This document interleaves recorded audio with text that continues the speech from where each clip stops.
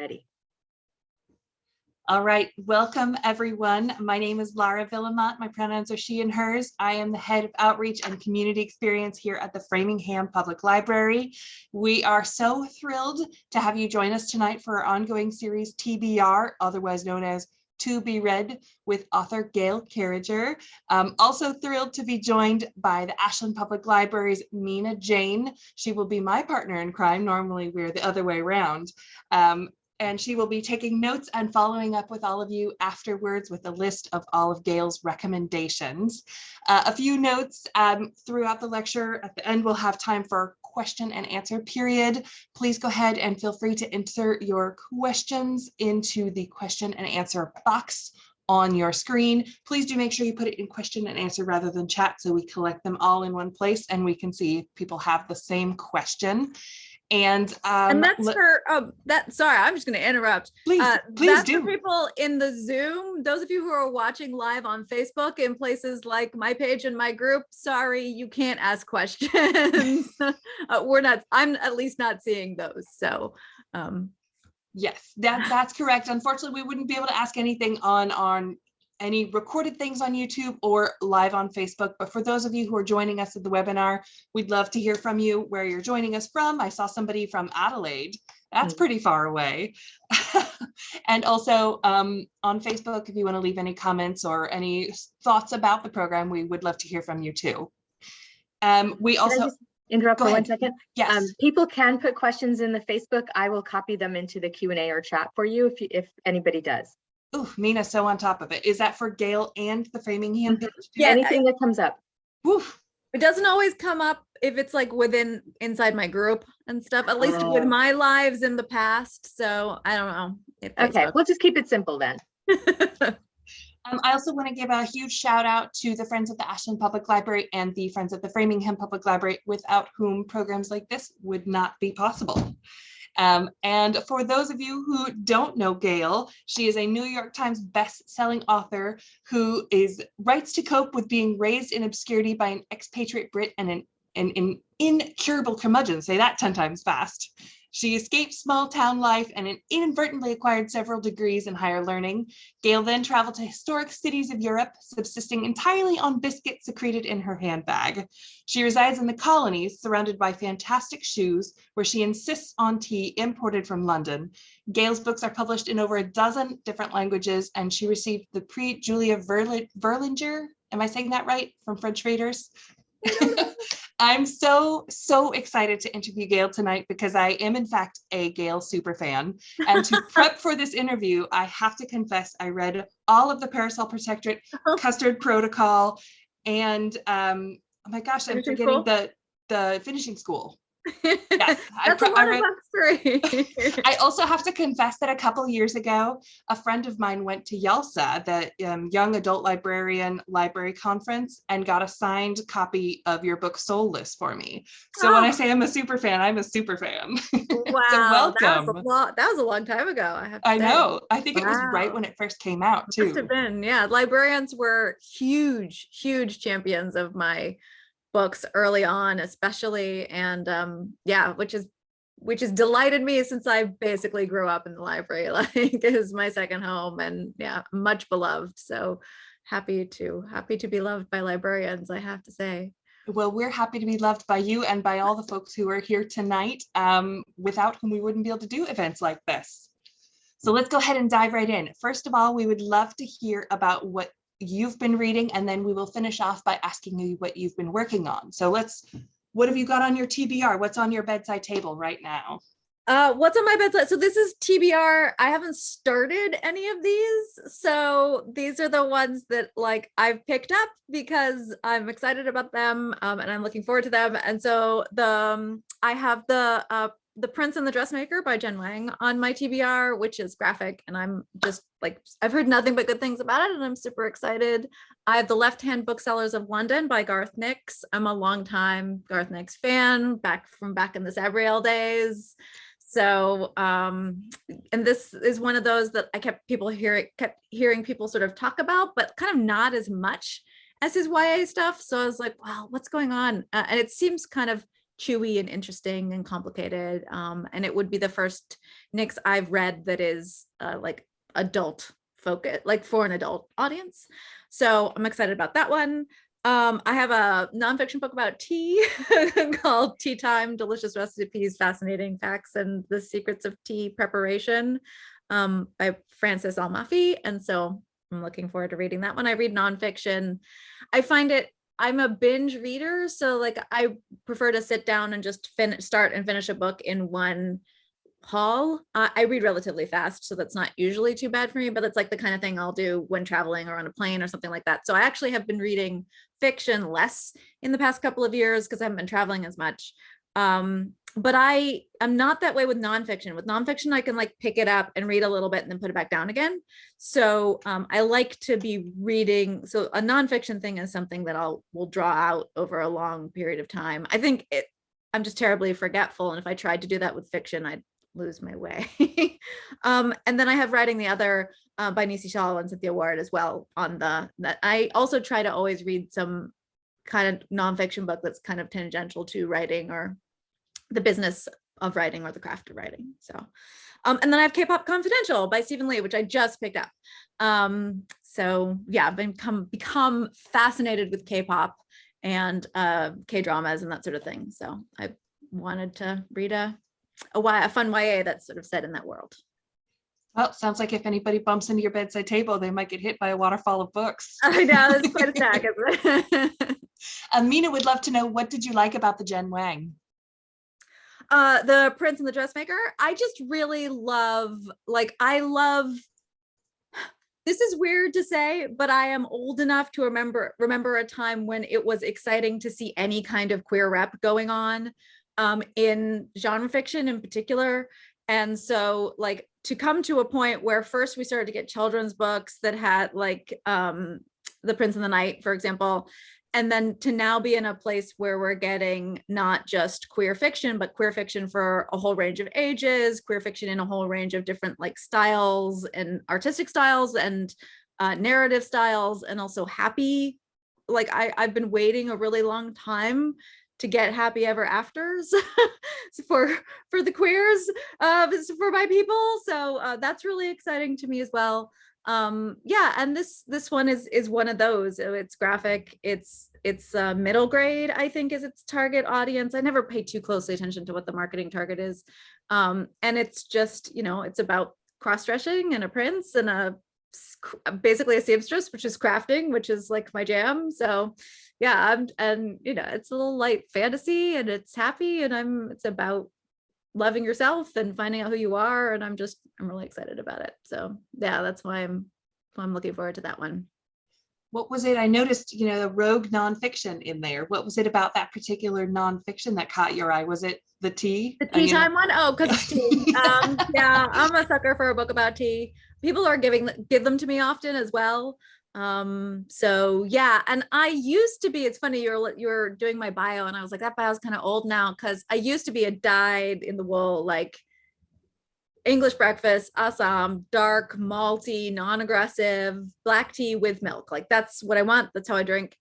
But actually within the last couple of years, I've become really experimental in tea drinking and become interested in green teas. And then from green tea, I've actually developed a love affair with oolong, which is what I'm drinking right now. I really like Taiwanese milk oolongs, although I just discovered Thai ruby oolong as well. So yeah, so now I'm becoming kind of a little bit more interested in kind of the history of tea and tea in different parts of the world, but specifically kind of from the scientific cultivation end of the spectrum, like what makes a tea and oolong versus a green versus a white versus, that sort of thing. So I'm hoping this book will have bits of that as well as fun and amusing things. But my biggest problem always with nonfiction is whether it's actually entertaining or not. I actually would like my nonfiction to also be fun to read and well written. And that's not often the case. It's getting better. I mean, Mary Roach made some forays in that arena. So, but I will put a nonfiction book down in a red hot minute if it's not fun to read. So Well, we'll see. I haven't started this one yet. You said TBR. So this is TBR, yes. TBR. Well, and I could talk to you about tea all day, because half the reason that I love your books as much as I do is because they're so aggressively English. They are And that's my mother. My mother is aggressively English. That is like the greatest description ever I've ever heard. Actually. I lived in York for a year, and I'm a huge tea aficionado, so I can't even go down that road with you because we're limited time, and I really would I would love to turn our attention a little bit to, you talked about the books you're excited about reading. What have you read recently that you've already finished that you've loved? This is an easier question to answer. Although I did pick one that like probably doesn't need my help at this juncture. And I got to read an arc of, like, it feels like years ago now. It is a relatively recent release within the last couple of years, and it's TJ Klune's The House on the Cerulean Sea. And it's just wonderful. It's a real quirky, I don't know, like just slightly dystopian 1984 kind of take, but like sort of, and it's very quirkily British in the sort of Douglas Adams-ish kind of way, but also just like full of heart and found family and British awkward humor and that kind of thing. And it really like spoke to every part of my soul, that book. And I also have been a longtime reader and fan of Clune, who comes out of the indie author world. And I'm just really excited to see them get a trad book and a bunch of excited new fans. It's great. It's a great book. It's a one and done. You can sit down, read it. It's a fast read. It's delightful. It's truly great. Mina threw this question in the chat, and I want to combine it with one of the questions that I have here. She wanted to know if any of the nonfiction books, particularly the tea one, since we know tea informs your writing, any of the nonfiction books that you read inform your writing, and or in general, what informs your writing when you sit down to create a book? A lot of nonfiction, actually. People often ask me, like, where do you get your ideas, or how do you come up with ideas? And I often get inspiration from nonfiction, especially for like short stories or higher fantasy or sci-fi or that kind of thing. But so I read a lot of like blogs that are science and like fantastical based blogs. Can you give us some examples? Oh man. Not to put you on the spot. Like, yeah, put me on the spot. So like I have a short story that actually comes from a JSTOR article on the Hikakomedi tribe around the Black Sea region during the Roman Empire that I read, that's about toxic honey, which was used as a very early form of like basically chemical warfare by these tribes against the Romans. And that became one of the first short stories that I ever sold, actually. And that was from an archaeological article. I used to be an archaeologist, so that's like what I read. So I subscribe to a lot of archaeology blogs, like feeds on things like archaeology, and sometimes it's just pictures of artifacts, but sometimes it's a really interesting nugget of information. I do the same thing with like Medieval POC used to be a great blog. I think it's kind of blog faded at this juncture, which talked about like unexplored or lesser explored aspects of historical cultures. And then, I follow like Victorian costume blogs, that sort of thing. Like basically I just have a curated news feed that I read every morning, which has a bunch of different blogs on different informative nonfiction subjects. A little bit like, the old days of reading academic magazines or something. I used to have a subscription to American Scientist. That's that kind of like what has been discovered in this particular field and how was that interesting. Anything like medical science can be interesting, like all of this stuff. In my case, since a lot of it is historical, I have a lot of historical blogs on my feed. I mean, I follow a person who recreates and is really interested in Roman mosaics. Like that's it, that's their thing, that's their shtick. And I'm like, no, this is great. A couple of blogs that do the same thing with historical recipes, like literally translating Latin recipes and then making them. And, that is something that interests me, but it's also something that I'll be like, oh, that's an interesting thing that can inform the writing. So, and I do like, to do experimental like Victorian meals myself, because I'll be like, oh, that's what that tastes like. What does lovage taste like? I don't know. I guess I have to grow it and eat it. So Is there any particular specific books or authors that you can think of that you would consider sort of foundational? found it like for me For you, yeah. Yep. Whoa. Like, So, you know, who's I the mean, first person that pops he's in your head? very, very obscure. But there's a book called A World Lit Only by Fire, which I listened to maybe 25 or 30 years ago now on books on tape. So that's how long ago. I think it was literally a Walkman tape. It might have been a CD, but I think it was Walkman tape. I highly recommend the recording if you can get a hold of the audiobook. A World Lit Only by Fire. Can't remember the author, but that's normal for me. It's a good title, so I remember the title. But it's basically, it talks about the Dark Ages in Europe, and actually how not dark they were, and all of the like thought that was changing, and all of the cultures that were interacting with each other, and all the trade that was going on, and all the different political machinacious systems.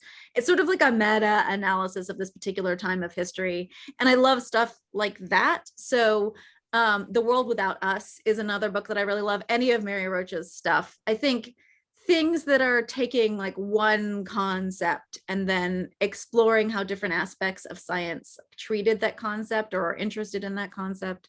Those are books that I really appreciate. So A World Lit Only by Fire. I want to say William something. It's just an ordinary, normalish kind of name. I think Mina's got it in the chat. Yes. The World Without Us, which is a hypothesis of what would happen if humans were just mass extinct all of a sudden. How would buildings collapse? How would the infrastructure, like what would happen to the planet under those circumstances? And I think it's a fascinating thought experiment. It's written by a journalist who just goes out and interviews a bunch of people. Like he goes and is like, what will happen to the nuclear power plants? I will go interview a nuclear scientist about that. And then Mary Roach, who just writes a lot of different books about different interesting things, like Corpse, I think is one of her books, or Stiff, which is about dead bodies and dead decomposition. And that's the first one that came on my radar because, again, used to be an archaeologist, so I know about the body farm. So I like, those are things that, yeah, and that's all stuff. Like, I'm going to write a book about a necromancer, then I'm going to want to read Mary Roach's book on the subject, right? Like, make sure I get it right. So yeah, those are the kind of things. But I usually tend to be more of a writer who comes up with like, here's this kind of interesting concept or idea that I want to explore. Now I have to go do a lot of research to kind of figure out which aspects of it I want to use, how I want to address it, what the truth is behind like certain rumors about it, that kind of thing. You know, my first degree is in medieval literature and my husband is in medieval archaeology. So when I said Dark Ages, it gives me a twitch, you know? I know, hence scare quotes. It's scary. It's a scary term. So you seem like you have a lot of eclectic interests and a lot of your writing is informed by that variety. Is there a particular genre you would consider not to be your genre? And is there a book from that genre that you read and enjoyed? Yeah, there's actually quite a few. What a good question. You didn't give this one to me ahead of time. It's a good thing I'm prepared. I'm sorry, I'm working off of Mina's list, but kind of adapting on my own. So I don't like horror at all. Really not a fan. Still love Oscar Wilde's Dorian Gray. And definitely like the Cast of Amontillado is my favorite Poe. So like definitely have read and will read a few, but would never pick up a branded horror book, a book that seems to be targeted at that. That's not my thing. And it's mostly, in my case, like I have a real high tolerance for graphic sex and a real low tolerance for graphic violence. So there's actually quite a few like hallmarks and stalwarts and newer like famous writers of genres I do read in the sci-fi fantasy world in particular who write that kind of thing. And I'm like, oh, I can't, sorry, I'm not going to read that book. It seems too gross for me. I just have a high squick factor. I don't want to read something that's going to make me feel like I should throw up. So that's one thing. Another thing I don't read a lot of is what I would call kind of gritty contemporary or near future contemporary YA. But Feed is one of those books that by M.T. Anderson is a book that I'm like, no, every person should read this book. I will never read it again because it really messed with me, but I think it should mess with everyone. It basically hypothesizes a near future where the internet is like beamed directly into people's heads, and what can go terribly, terribly wrong, especially with teenagers under those circumstances. And yeah, so that's kind of so I do have kind of these books that sort of blew my mind when I accidentally read them.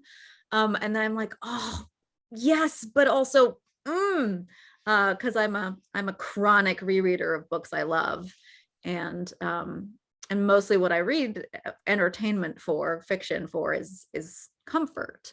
And so those books that make me very uncomfortable, I can recognize how important they are and how mind altering they are and how necessary they are, but I'd rather not. Well, that transitions us directly into our next question. What books or author is a comfort read for you? So I have a lot, like you can actually Google Gail Carriger comfort reads, and I have a couple of, or books that make me happy, and I have a couple of blog posts where I talk about this, like both like romance books, sci-fi, fantasy, and young adult, like covers the gambit. I kind of basically grew up with Tamora Pierce. So Tamora Pierce is a huge comfort read for me. Started with Alana because I am old, and now I'm kind of worked myself around to Kel. I think Kel is my favorite character in my old age. But I love all of Tamora Pierce's stuff, but people always ask me which main character I identify with the most. Mercedes Lackey's original, like Valdemar stuff, which has some questionable content and trigger warnings now, but like in the 80s and 90s, it was where it was at. So I love the Purple-Eyed White Horse. I'm not ashamed. So those are some of, like, those are a few of them. And then I have others that like people probably would expect from me, like Sorcery and Cecilia by Rita and Severmer is one of my favorite just standalones. Howl's Moving Castle is another one that I can just reread that book so many times. My Desert Island book is a book called The Forgotten Beasts of Eld by Patricia McKillip.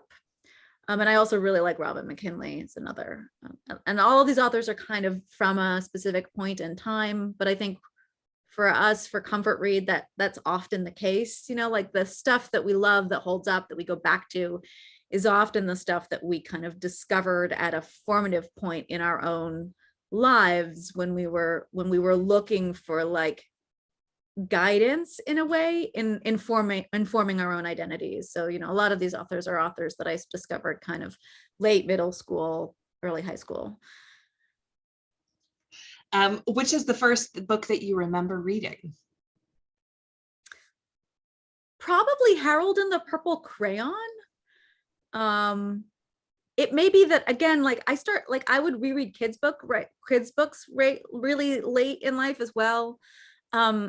I loved the Dolores book of Greek myths. I remember rereading that all the time. And I mean, that's a little bit more sophisticated, but I probably just started with the pictures and my mom would read it out loud to me. And then I ended up reading it myself, but I reread it so many times that like, it's in my memory because of that. And then there's a great children's book, which has been long out of print, but which I love to death, called Molly Moves Out. And I'm always, you know, and another one called, which is not out of print, which everybody knows about, probably Stella Luna, which is the Bat children's books. I think those are some of my early memory books. I think you've touched on this one a little bit, but what's been a book that you absolutely loved that you couldn't believe wasn't better known?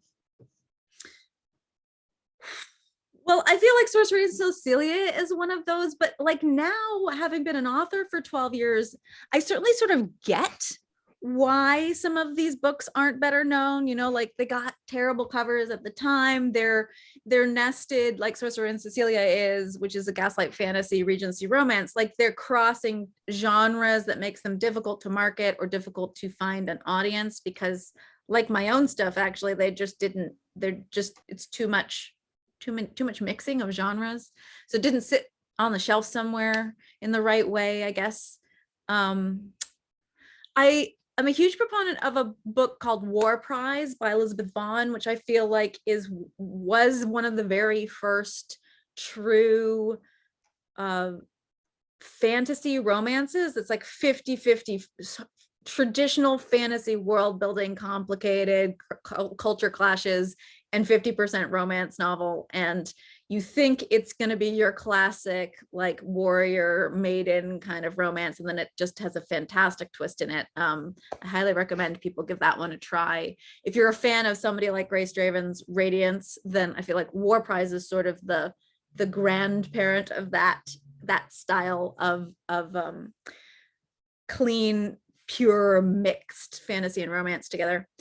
What else do I feel like? I mean, I feel like Lee and Miller, who write the Laden universe, have a huge following, but it's very niche. And I always wonder why they're not better known. So they have this like vast space opera series, basically, which I just have always really loved. And I think they're also like kind of excellent writers. The turn of phrases and the way they do descriptions in particular are really brilliant to me. There's an author named Andrea Martin Barnes from the 80s. There's a book called Fire Sword. There's a whole series actually based on different kinds of ancient mythology that like I really adored, and I feel like nobody knows about it.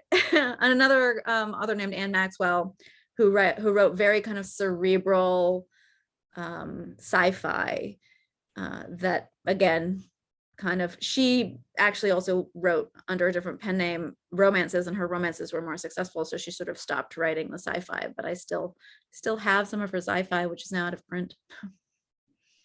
We've got a question both on my list and from our audience, from Judith. Do you have any recommendations for LGBTQ plus novels or manga? You've talked a little bit about some of them, but specifically.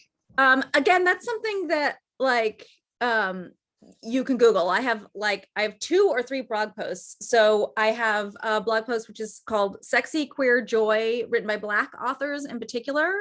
I have a blog post that is queer sci-fi, because I've written a queer sci-fi. So I wrote like, if you liked this book, because so many people were like, where's the next one? I was like, here's some other stuff you can read while I'm writing. I kind of do that a lot.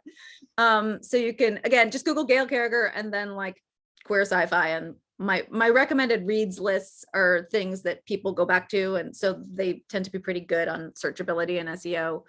I also have if you go to my website, I have a resources drop down tab, and in that it has like all of my top reading rack lists, book rack lists.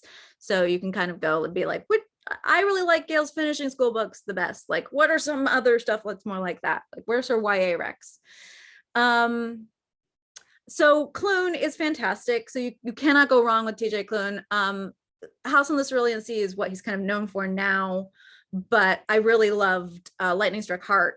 There's another, which is one of his earlier ones, which is a like bang up gay romantic pastiche of Terry Pratchett. So like, what you've always wanted is someone being as funny as Terry Pratchett, just a gay romantic version of that, where the wizard and the knight fall in love, then you cannot go wrong. It made me cry, laugh. It's the last book I remember actually crying, laughing at in a really long time.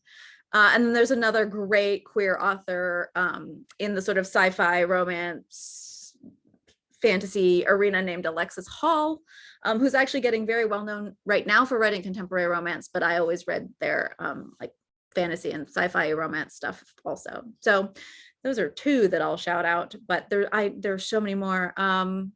Lynn Gala is one of my favorite sci-fi romance, queer romance authors. But it's a rich world right now. And I almost only read books that have queer couples now in them. So it's pretty much all I read in rec these days.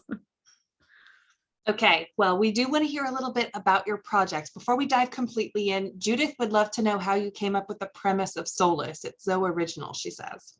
Okay, so this is one of those questions that I have to say, for anybody who's a burgeoning author out there, you have to remember when you came up with the concept idea, because people are going to ask you about that. I cannot remember what I came up with first when I was inventing the Soulless universe, but essentially it was like a thought experiment, as many of these things were. So I love the Victorian era. I've been into Victorian reenactment, and also again archaeology. And so the archaeology as a kind of social science began in the Victorian era. We're very young as these things go. Admittedly, it began with like imperialism and looting. But that is like the origin of sort of the scientific and philosophical thought around archaeology as a practice. And so as an archaeologist, I had to study that time in history from a scientific perspective quite a bit when I was working on my PhD in particular. So I'm very interested in the way Victorians thought about the world and thought about science and the way Victorian scientists did so. And this idea that sort of religion and science weren't really separated.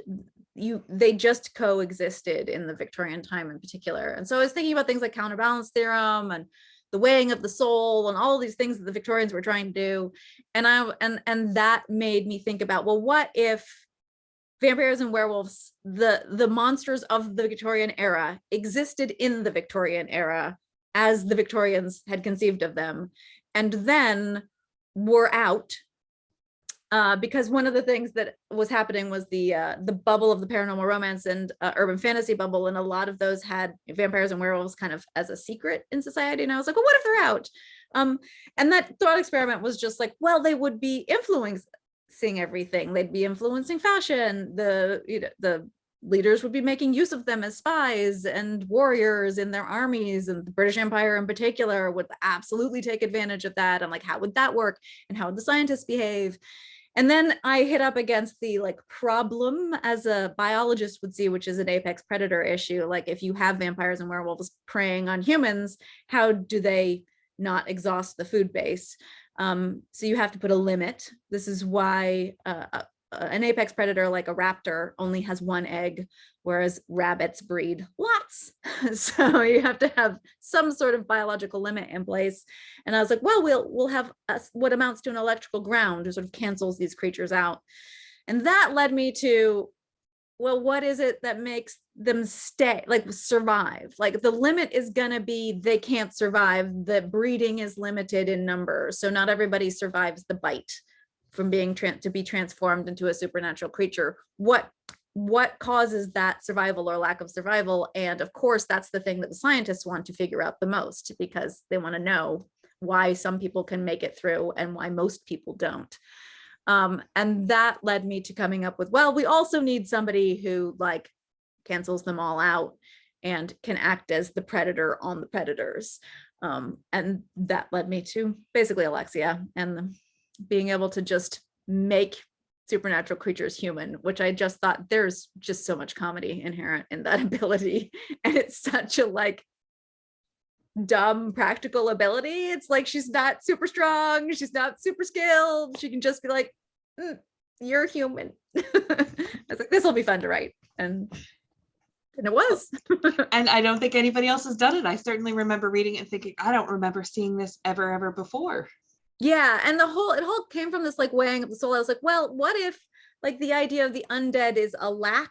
What if vampires and werewolves and supernatural creatures survive because they have more of something? And so their survival is just that they tap out of most of their soul, and there's this little excess that's left over. And that's what lets them survive through to becoming undead or to becoming immortals. And so that's like the whole idea behind the word soulless, etc., was like just that one little scientific or pseudoscientific explanation. Well, we're almost out of time. I'm sorry. Go ahead. No, that's okay. No, we're almost out of time, but we really want to hear a little bit about your upcoming projects. I hear rumors of a movie. Oh, Mina, go ahead. I just wanted to say that you do have a couple of comments on Facebook. Book Murphy says, Gail, baby. I'd love to hear about Crudrat coming out in print. Audio was great. Crudrat. So that's the project. That is the project that is my newest project. And unfortunately, again, I'm not at my office, so I don't have my handy dandy little trade paperback to show you all. But this is a passion project that actually was a Kickstarted full cast audiobook almost a decade ago, and it's never been out in print or digital. And I finally decided I've been revisiting that universe because I've written a trilogy set in the same universe, which I'm in revisions on right now. And it just made me want to go back and revisit Crudrat. And while I was at it, I was like, oh, why don't I just bring this book out? So it is a YA sci-fi adventure. It's a romp, basically, about a girl who is working on a space station as enforced child labor. And they use kids because they are small, much in the same way that the Victorians used children's for the cotton mills. And so she outgrows her profession, and in this particular sector of space, you get spaced. You're no longer useful, and so she has to escape in order to survive. And she teams up with a large fuzzy alien and a creature called a mermal, which is half cat, half monkey, and bright blue. And the three of them strive to escape this one sector of space for better, more exciting, fuzzier alternative cultures. So yeah, and it's a lot of, there's a prison break, it's a lot of fun. And yeah, so it's coming out soon, the 1st, so in a couple of days. Wow. And it hasn't for anyone who's watching who's familiar with the original, which isn't a lot of you, it hasn't substantially changed from the original. It's just changed in order to jive with how the universe changed in the last that I wrote in the last decade. So the 5th gender, which is much racier, but also a sci-fi that I have written, is also set in the same universe.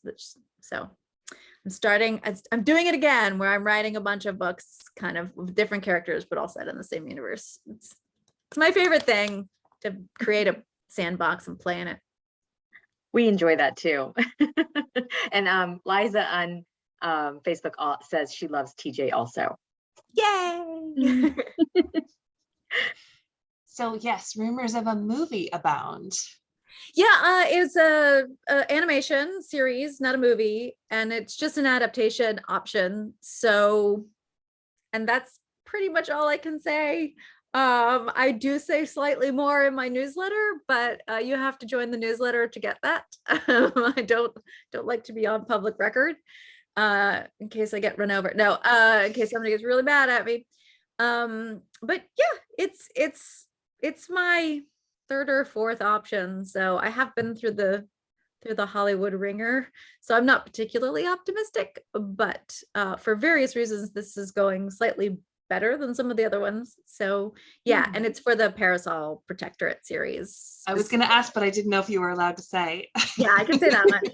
There was an official announcement out there. So yeah. Liza says Tinkered Stars, right? Tinkered Stars is the name of the sci-fi universe. Yes. Okay. Very good, Liza. Very good. And Clay says they can't wait. Yay! Yeah, it's Crudrat's a lot of fun, and the next series that'll be after Crudrat is really exciting. That's the one that I'm editing and really shouldn't talk about because Lord knows when it'll come out. But doesn't matter, we'll read it. It's really fun. It's been a long time since I've done YA, because I went from, sci-fi to YA, or adult sci-fi fantasy to YA, back into the adult sphere. And then I've been writing quite a bit of romance. And then I decided to try high heat romance, like super sexy stuff. So I haven't really done YA in a really long time. So Crudrat's YA, and the trilogy I've just written is YA. So it's really nice to be back in that world. I forgot how much fun the pacing is for YA. It's really sharp, and I love it. I love reading it always, but it's really fun to write it again too. All right. Well, I think we're about out of time. Mina, do we have any other questions and or comments? Let's see. Crudrat is already available on Amazon. I got my copy today, says Sally. And Liza says, looking so forward to continued romps in that universe. And Karen on Zoom says she has the audiobook and she's been waiting for the paperback. Yay, that's awesome. Yeah, I know quite a few people have been like, where's the, because with the Kickstarter, there was a print edition, but it was, just exclusive to the few people who backed at that level. So yeah, I know people have been waiting for a while. And it's fun to finally get it out there. Of course, now everybody's gonna be like, where's the second one? So I gotta get writing. Okay, well, thank you so much for joining us tonight, Gail. Thank you to all of our audience for being here. It was a huge pleasure, and we so look forward to our next TBR with I think Mateo. Is it Mateo next month? I mean, Yes. Mateo. So we hope you come back for to hear his book recommendations. Thank you so much for being with us, Gail, and have a good evening, everyone. Bye, everybody. Thanks for having me. Happy reading. Oh, yes. Good night, everyone.